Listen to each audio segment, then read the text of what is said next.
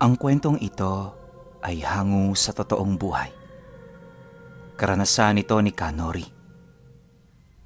Taong 1963, nagtipunan, Quirino.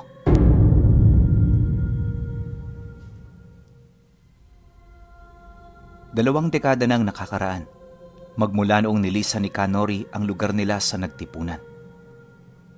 Ayon sa kanya, kaya siya nakapagdesisyon na umalis ay dahil sa nakabili sila noon ng lupa sa lugar ng Urdaneta. Siyempre, sentro ng bayan ang lugar na yon, kaya mas may tsansa na sila'y umangat at makaraos sa buhay. Negosyanteng tao itong si Kanori Pinuno, kaya lahat ng posibilidad para yumaman, hindi niya maipagkakailang pinapatos niya. Buong buo ang kanyang loob na makipagsapalaran dahil sa mga ganoong uri ng pwesto, nakakasiguro siyang papatok ang kanyang negosyo. Di naman siya nabigo. Gawa ng pagkaraan lang ng 2 taon, lumago ang kanilang tindahan at panaderya. Marami silang naging parokyano na halos magmula pa sa mga karatig baryo. Ito na rin ang naging daan para makapagpatayo siya ng malaking tahanan at makapagpundar ng malawak na pastuhan. At sa pagsapit ng taong ito, hindi niya may pagkakaila na marami na siyang ari-arian. Ngunit sa kabila ng tagumpay na nakamit, alam niya na maraming tao ang may lihim na galit sa kanya.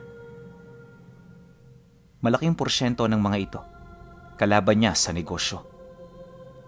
Kaya naman para mapanatili ang kanyang kaligtasan at ng kanyang pamilya, umarkila siya ng mga taong poprotekta sa kanila. Ang kaso lang, hindi naisip ni Kanori na hindi lang pala pisikal na pag-atake ang dapat isipin niya. Dumaan ang mga buwan. Habang naniniwala siyang ligtas na sila, palihim na pala siyang inuunti-unti ng mga mangkukulam. Lihitimo ang dumali sa kanya, kaya ilang araw lang ang lumipas pagkababa nito ng ritual. Nakaramdam na siya ng kakaiba sa kanyang katawan. Nagsimula ang lahat ng iyon sa pagiging matamlay niya hanggang sa hindi na siya makapag-isip ng tama. Tuwing hapon sumasakit ang kanyang kasukasuan at kapag gabi naman, hindi siya nakakatulog dahil pakiramdam niya merong nakatingin sa kanya. Ilang araw din itong tiniis ni Kanori sa paniniwalang dulot lamang ito ng pagod at kawalan ng tulog. Pero habang tumatagal, kahit gaano karami ang gamot na kanyang iniinom, nananatiling hindi naiibsan ang kanyang karamdaman. At ang mas malala pa, parang pinapalubha lang nito ang lahat. Kaya naman nang hindi na niya makayanan ng ganoong sitwasyon, nagpasya na siyang lumapit sa doktor. Marami yung ginawang eksperimento at pagsisiyasat, ngunit sa bandang huli, wala rin yung nakitang kakaiba sa kanyang katawan. Lahat normal, kaya sinabi ng doktor na baka dulot lang ito ng matinding pagod at pamomroblema ng kanyang mga ari-arian. Inabisuhan din siya nito na magpahinga lang at huwag na gaanong mag-isip ng kung ano-ano. Ngunit pagka-uwi nila sa bahay, hindi siya kumbinsido sa ganoong pahayag. Alam niya na merong nangyayaring kakaiba sa katawan niya at anuman ito, unti-unti siya nitong pinapatay. Kaya bago pa man mahuli ang lahat, nagpatingin na siya sa mga manggagamot. Marami siyang pinagdaan ng proseso bago malaman na isa palang makapangyarihang kulam ang tumama sa kanyang katawan. Sinubukan itong lunasan ng mga manggagamot na kanyang nilapitan, subalit sa kasamaang palad natalo ang mga ito. At ang mga manggagamot na natalo ng espiritong nakasapi sa kanya ay agarang nawala sa sarili nitong mga wisyo. Ilang araw magmula noon, nabalitaan ni Kanori na nagbigti ang mga taong yon. At base sa mga kinakasama nito sa bahay, hindi umano nakayanan ng mga manggagamot ang sumpang ibinigay ng kanilang kalaban. Buong magdamag, nagsisisigaw ang mga ito hanggang sa bigla na lamang yung tumahimik. Akala nila na ibalik na nito ang nanakaw nitong wisyo, ngunit kinabukasan nun, nadatnan nila itong nakabigti. Nangingitim na ang ulo nito, tapos nakalabas na ang dila. Matapos itong mailahad ng pamilya ng mga manggagamot na namatay, hindi nito maiwasang ibuntun sa kanya ang sisi. Humingi rin niya ng kabayaran buhat sa mga nangyari na siya namang hindi niya tinalikuran. Aminado si Kanori na totoo ang sinasabi ng mga ito, kaya nakahanda siyang kaharapin ng lahat ng mga akusasyon at galit ng mga taong yon. Ilang linggo ang dumaan pagkatapos ng mga insidenteng nangyari. Halos hindi na rin siya makatayo sa hinihigaan niya. Napapabayaan na rin nila ang kanilang mga negosyo, kaya sa isang iglap, muling nilang naramdaman ang hirap na minsan niyang isinumpa. Gayunpaman, walang magawa ang kanilang pamilya, gawa nga ng may sakit siya. Isang hapon, habang nagtitiis itong si Kanori sa kanyang sakit, lumapit ang panganay niyang anak sa kinahihigaan niya. Tahimik itong naupo at nag-abot ng gamot na araw-araw niyang iniinom. Akala niya wala itong pakay, pero nang mainom na niya ang gamot na yan, bigla itong nagwika sa kanya ng, "Tay, ba't kaya hindi tayo bumalik ng nagtipunan? Hindi ba marami ka rong kakilala? Noong nakatira tayo roon, tandang-tanda ko yung albularyong palagi nating pinupuntahan kapag may sakit ako. Alam kong magaling ho yun. At alam ko na yun din na makakatulong sa inyo." Nang marinig naman ni Kanori ang sinabi ng anak niya, napatitig lang naman siya rito habang nag-iisip ng kanyang mga isasagot. Hindi pa noon maganda ang kanyang kalagayan. Pero dahil sa kanyang mga narinig, pinilit niyang maging matatag upang hindi mawala ng lakas ang kanyang anak. Maya-maya pa, kalmado naman siya ritong sumagot ng, "Pinag-iisipan ko rin yan, anak. Ang kaso lang hindi ko alam kung buhay pa si Lolo Impong. Wala na akong balita sa kanya. At nung umalis tayo sa lugar na yon, ang pagkakaalam ko 90 anyos na siya. Sa tingin mo ba, anak? Buhay pa kaya siya hanggang ngayon?" Sa pagpapatuloy ng kanilang pag-uusap, hindi nawala ng pag-asa ang kanyang anak. Kahit kumbinsido ito na maaaring patay na nga ang matandang albularyo, nagbabakasakali pa rin ito na baka meron itong disipulo. Kaya naman ang maunawaan ito ni Kanori, nagpasya siyang pagbigyan ito sa nais nitong mangyari. Ilang araw ang lumipas matapos nilang makapag-usap, agad silang lumuwas. Bali ang kasama lang nila noon, yung panganay niyang anak at yung mga tauhan niyang tumutulong na magmula noong nagkasakit siya. Alam niya kasi na mapagkakatiwalaan ng mga ito, gawa ng ni minsan hindi siya nito iniwan. At sa loob ng halos ilang araw na pag-usad, hindi niya may pagkakailang hindi naging madali ang lahat. Malimit pa noon ang transportasyon, kaya para mas mapadali, nagdala na lang sila ng mga kalabaw at kabayong masasakyan at makakargahan ng kanilang mga gamit. Sa mga gubat din sila dumaan para hindi na sila gumugol pa ng maraming oras sa paglilibot ng mga kalsadang nagdudugtong sa lugar na pupuntahan nila. Kalaunan, awa naman ng Diyos, nakarating sila rito ng maayos. At nung makapasok na sila ng baryo, agad nilang hinanap ang tahanan ni Lolo Impong. Dinaanan din nila ang dati nilang bahay para dito na manuluyan habang sila'y naghihintay ng resulta. Kung hindi nyo kasi naitatanong, kamag-anak din nila ang nakatira rito. Sila ang pinagbantay nila ng bahay para naman kahit papaano hindi ito basta-bastang rurupok at masisira. Alam nyo kasi, mabilis lumuma ang bahay kapag wala ditong nakatira. Kaya kaysa iwan ng nakatiwangwang, pinaubayan nila ito sa pamilya ng kadugo nila. Pagdating naman nila roon, naging mainit ang pagtanggap ng pamilya. Ora mismo binigyan sila nito ng mga silid na kanilang mapagpapahingahan. At dahil sa gabi na, ipinagpabukas na lang nila ang pagbisita sa bahay nung matandang manggagamot. Sa halip na puntahan kasi ito ng 10 oras, pinili ni Kanori na makipag-usap na lang sa kanilang mga kadugo upang malaman ang kasalukuyang sitwasyon ng matanda. Nang marinig naman yon ng pinsan niya, agad nitong inilahad ang mga nalalaman nila. Ayon dito, buhay na buhay pa si Lolo Impong. Napakalakas pa nito at katunayan nakakasabay pa nila yon sa pagsasaka. Alam nila na napakatanda na nito pero wala silang ideya sa eksaktong edad nito. Basta yung matandang yon, hindi pa nila nakikita na manghina. Kaya naman lahat ng nakakakilala rito, sinasabi na meron itong mutya na nagpapanatili ng lakas nito. Ang nakakapagtaka lang, bakit hindi bumibigay ang katawan nito sa kabila ng ganun kahabang panahon na pananatili nito sa mundo? Pagkarinig naman ni Kanori sa sinabi nito, hindi niya maiwasang mapangiti habang sumasagot doon ng, "Yan din ang sinabi ng tatay ko nung nabubuhay pa ito.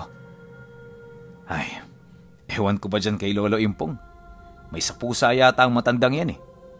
Pero kahit papaano natutuwa naman ako dahil buhay pa siya at patuloy pa rin tumutulong sa mga tao rito. Panatag na ako sa mga nalaman ko, kaya makakatulog na ako nito ng mahimbing maya-maya."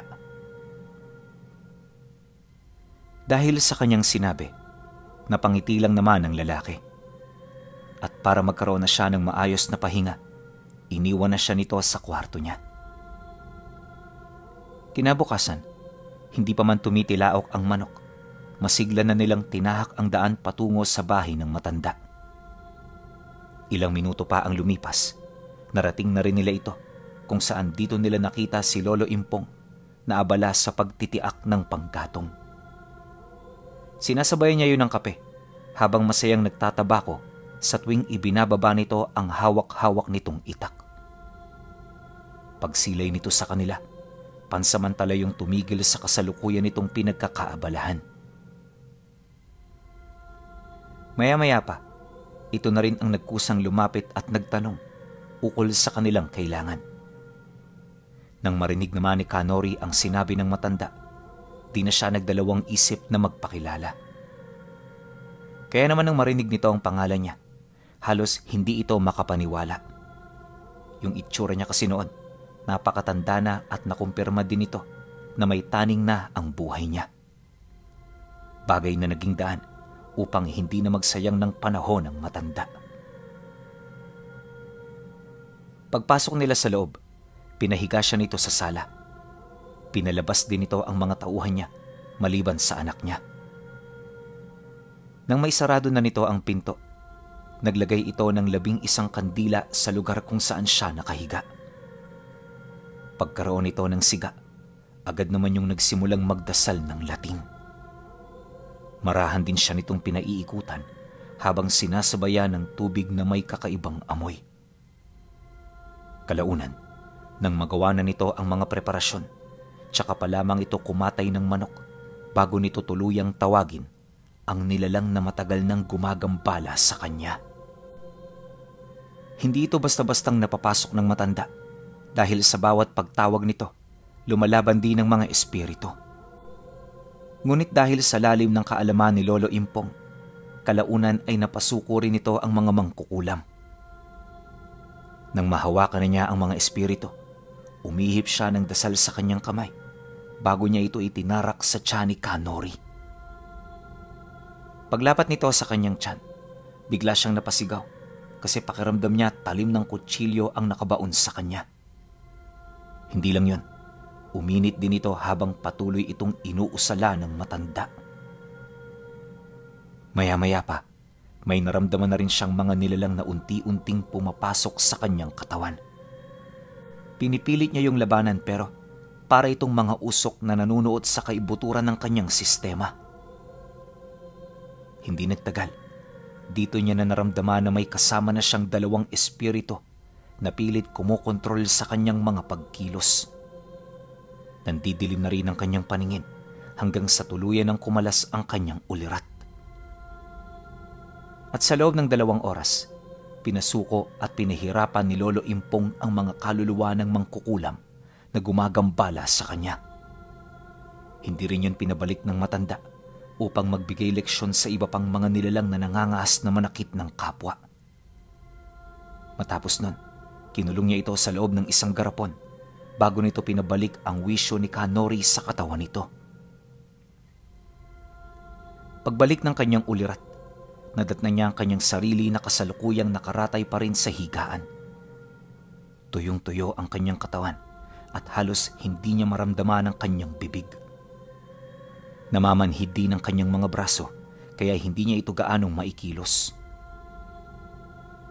Nang masipat siya ng anak niya, dali-dali naman yung lumapit habang tinatawag ang albularyong tumulong sa kanila.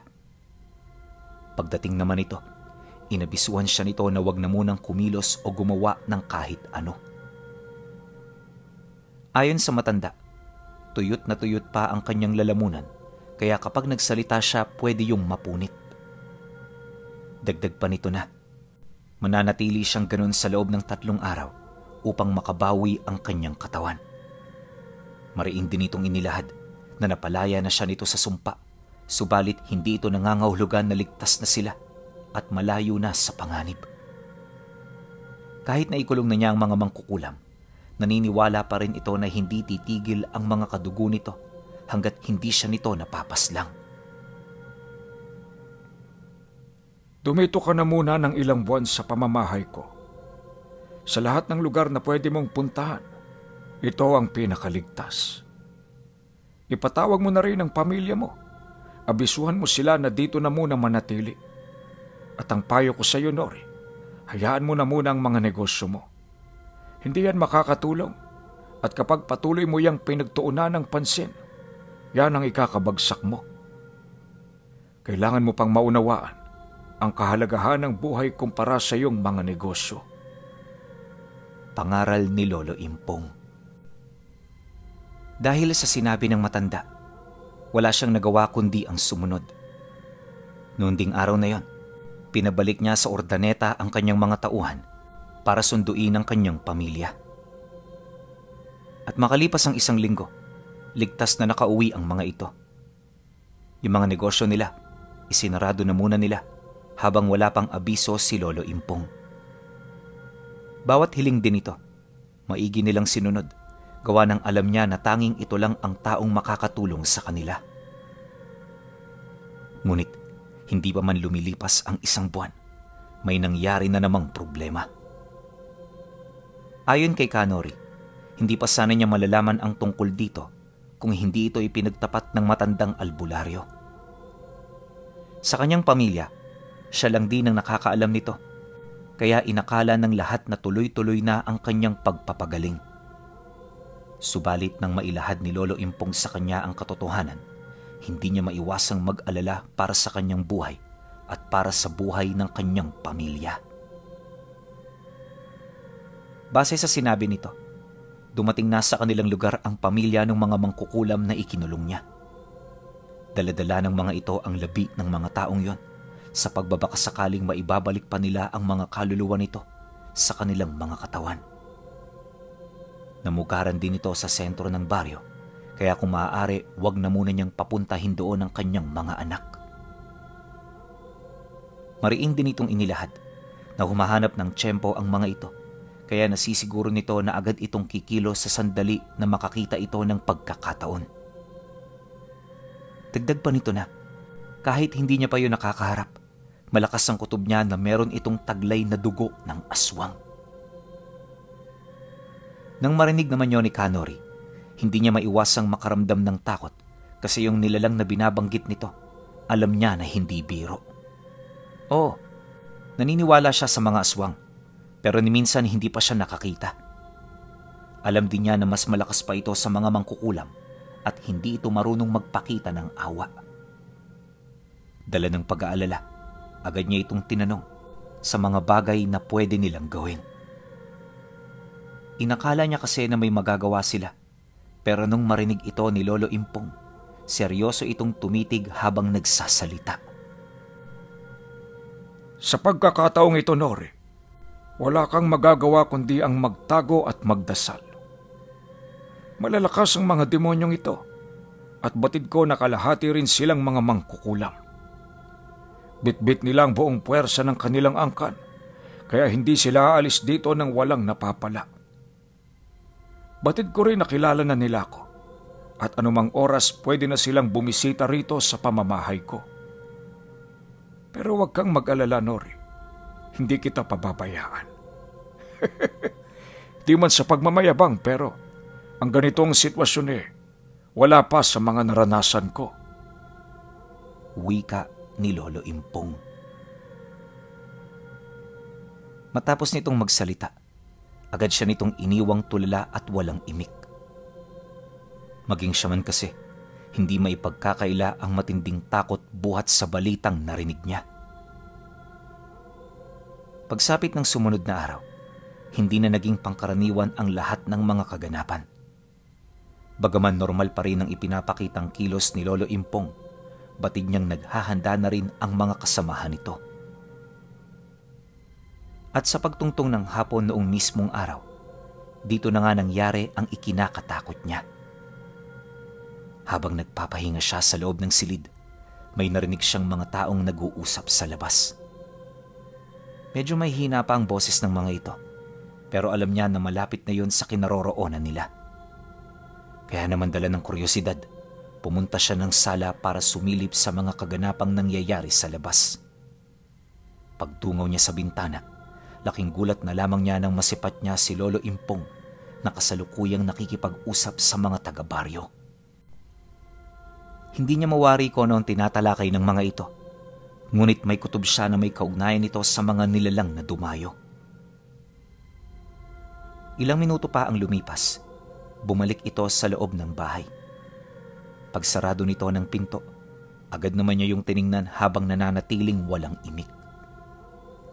Di man siya nagsasalita, bakas sa kanyang muka ang mga katanungang naghahanap ng mga kasagutan. Nang mapansin naman niyo ng matanda, hindi ito nagdalawang isip na lumapit. Pagharap nilang dalawa, agad nitong iniabiso sa kanya ang mga pwedeng mangyari sa mga paparating na gabi. Dagdag pa nito na kinakailangan niyang paghandaan ang mga kaganapang yon dahil siya ang rason kung bakit ito nangyari. Matapos nitong makapagwika, katakatakot na pagdarasalang ginagawa nito. Ilang oras pa ang lumipas nang lumalim na ang gabi. Dito niya na nasilayan ang pagbalik ng grupo ng mga antingerong hininga nito ng tulong. Kahit hindi siya nito kilala, buong tapang siya nitong ipinagtanggol, alinsunod sa pabor na ipinakiusap sa mga ito. Matapos naman niya yung masilayan, dito na siya inutusan ni Lolo Impong na magpahinga. Kabilin-bilinan pa nito na maglagay siya ng pantakip sa kanyang tenga para wala siyang marinig na kahit ano. Pinapalayo rin siya nito sa mga bintana nang sa gayoy hindi niya ito aksidenteng mabuksan habang nagpaparamdam ang mga nilalang. Dahil sa sinabi nito, walang pag-atubili niya itong sinugod. Alam niya na seryoso na ang mga kaganapan, kaya naman hindi na niya pinagdudahan ang mga sinasabi nito. Ilang minuto pa ang lumipas, lumabas na ng kwarto ang matanda. Nagmamadali itong tumungo ng bakuran dahil sa lugar na yon nagbabantay ang iilan sa mga kasamahan nito. Nang marinig naman niya ang bagay na yon, minabuti na rin niyang magpahinga. Ang kaso lang, hindi pa man lumilipas ang isang oras, may narinig na siyang pagpaparamdam mula sa labas. Tinatawag nito ang kanyang pangalan, kaya madali nitong nakuha ang kanyang atensyon. Nang marinig naman yon ni Kanori, hindi na ito naalis sa kanyang isipan, hanggang sa dito na siya nito dahan-dahang inutusan na buksan ang bintana. Alam niya na mali ito, pero yung katawan niya sinasabing sundin ang utos ng nilalang na yon. Kaya naman hindi nagtagal, napansin na lamang niya na binubuksan niya ito. At gustuhin man niyang tutulan ang nais nitong mangyari, wala siyang nagawa kundi ang sumunod. Maya-maya pa, nang mabuksan na niya ang bintana, agad na bumungad sa kanya ang mahabang galamay ng nilalang. Ayon sa kanya, purong mga uod ang galamay nito na merong napakalakas na puwersa. Makapit din ito, kaya kahit anong tulak niya wala rin siyang nagawa. Dahil dito, kung kaya't tuluyan ang nakapasok ang nilalang. Paglapag nito sa sahig, agad namang nagbago ang wangis nito hanggang sa dito na niya nasilayan ang mukha ng isang matandang babae. Nag-aangil yon habang nakatingin sa kanya, na para bang pinag-aaralan ang bawat kilos niya. Kalaunan, nang mapagtanto ng nilalang na wala siyang kalaban-laban, dito na siya nito buong puwersang sinunggaban. Paglapit nito sa kanya, agad siya nitong pinuluputan ng mga gaway nito. Siyempre, dahil sa ordinaryong tao lang noon si Kanori, pilit siya ritong nagpumiglas habang humihingi ng tulong sa mga taong nasa labas. Mabuti na lang talaga narinig siya ng matanda, kaya bago pa man siya madarag ng nilalang papalayo, nabawi na siya nito. At ang tanging naging panlaban dito ng matanda ay yung hawak nitong puting bato na kusang nagliliwanag tuwing nakakakita ng nilalang ng kadiliman. Hindi niya mawari kung saan ito nakuha ng matanda, pero napaka-epektibo nito. Matapos ang pangyayaring yon, nagmamadali silang tumakbo papalabas ng bahay. Ayon sa matanda, hindi naligtas ang bahay niya, kaya kinakailangan na nilang lumikas. Mariin din itong inilahad na dapat niyang tatagan ang kanyang loob dahil hindi lang ang nilalang na yon ang kanyang masisilayan. Pagkasambit nito ng mga kataga, sakto naman ang pagbukas nito ng pintuan ng bahay. Kaya pagsilay niya sa labas, agad na bumungad sa kanya ang mga nilalang na kasalukuyang tinataboy ng mga antingero at manggagamot na nakiisa.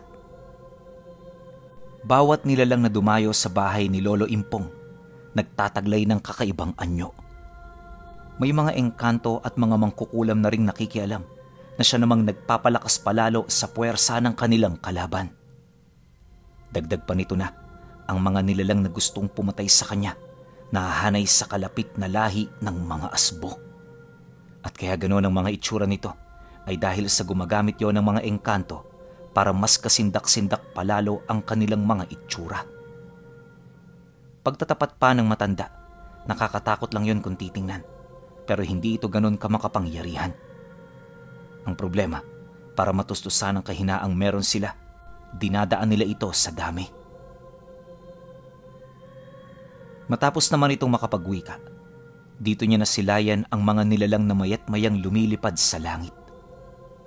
Sa sobrang dami ng mga ito, mapagkakamalan mo itong grupo ng mga paniki na naghahanap ng pagkain sa gabi. Maliban sa mga lumilipad, may mga nakikita rin siyang nakatayo sa mga sanga ng kahoy na parabang nagmamasid lang sa kasalukuyang nangyayari. Tumagal ng 2 oras ang nangyaring labanan, kung saan 2 sa kanilang mga kasama ang malubhang nasugatan. Pagsapit ng sumunod na araw, di pa man sumasapit ang bukang liwayway, naging abala na sila sa pagtulong sa kanilang mga kasama. Ipinaalam na rin nila sa kinauukulan ng mga nangyayari para matulungan sila nito sa pagpapalayas ng mga nilalang na namumugaran sa baryo.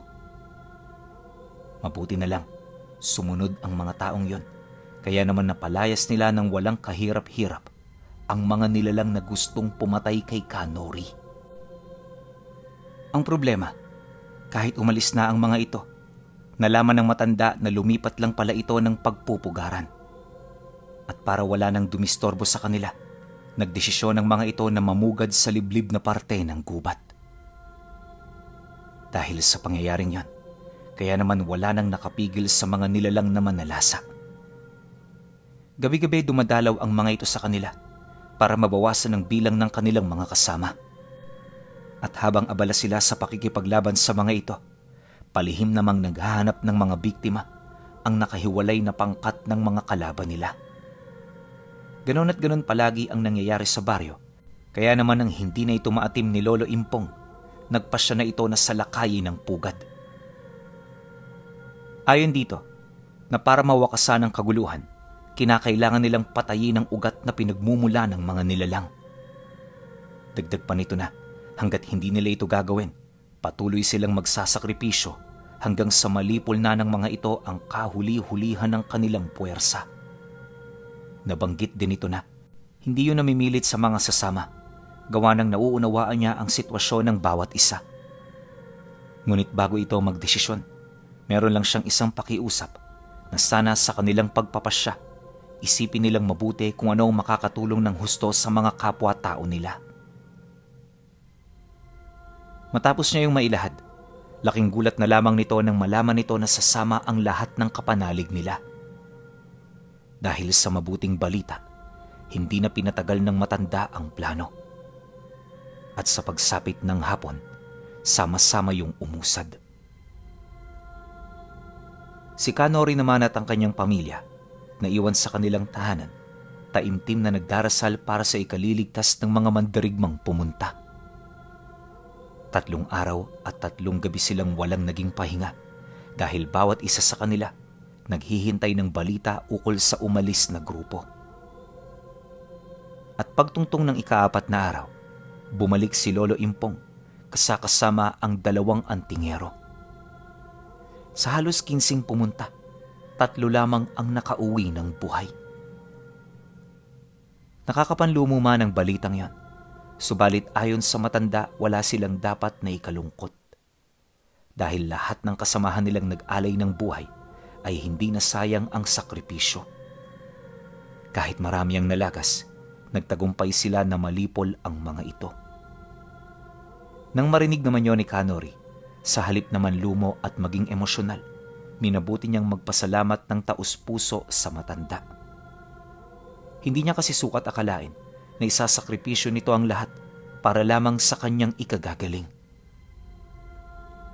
Ngunit nang marinig ito ni Lolo Impong, mariin itong inilahad sa kanya na hindi niya yun ginawa para sa kaligtasan niya, bagkus ginawa niya ito para mapigilan ang paglaganap ng peligrosong lahi ng mga aswang gamit-gamit ang